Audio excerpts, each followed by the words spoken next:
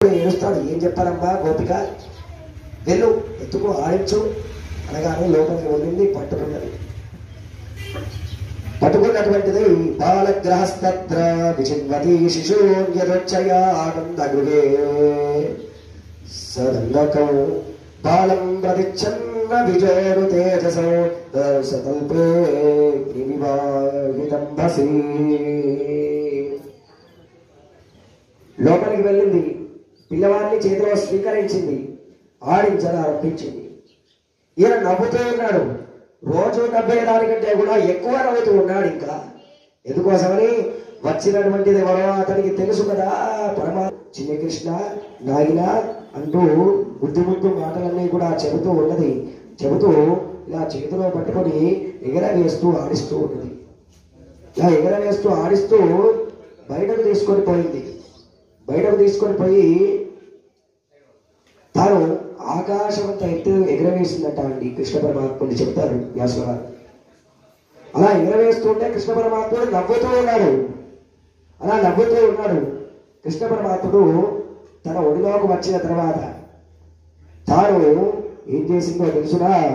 తస్మిన్ స్థలౌ దుర్జన వీర్యమల్వనౌ ఘోరాంగమాదాయ శిశోర్దదావత గాఢంజలాభ్యాం భగవాన్ ప్రవేద్యత ప్రాణైః సమం రోషమన్వితో పిబత. స్వామిని ఎత్తుకున్నటువంటిదై తన యొక్క విషపాలను తాగిస్తానని చెప్పి తన నోటి లోపల స్తనాన్ని పెట్టగాని దానిని గట్టిగా పట్టుకున్నాడండి. పట్టుకున్నటువంటి వాడై తాను ఆ యొక్క విషమైనటువంటి ఏదైతే క్షీరం ఉన్నదో దాన్ని స్వీకరిస్తూ ఉన్నాడు. ఆ స్వీకరిస్తూ గోపాలకృష్ణ భగవానికి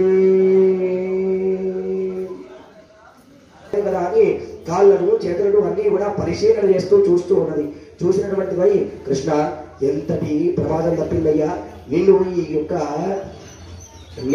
నాదే పొరపాటు, నేనే తప్పు చేసినాను అంటూ కన్నీళ్లు పెట్టుకుంటూ ఉన్నది.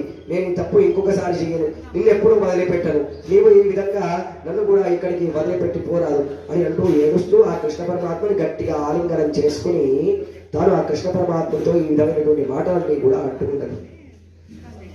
అక్కడ ఉన్నటువంటి వాళ్ళందరూ కూడా అంటున్నారు, ఏమమ్మా యశోదమ్మ, పిల్లవాడిని ఎక్కడ విడిచిపెట్టినావమ్మా? పిల్లవాడు ఇప్పుడిప్పుడే మెల్లిమెల్లిగా బోర్లా పడిపోతూ ఉన్నాడు. అటువంటి పిల్లవాడిని నేను ఇలా విడిచిపెట్టడం సవ్యమేనా? ఎవరు పడితే వారికి చేతి కృష్ణ భగవానికి, గోపాలకృష్ణ భగవానికి. ఇక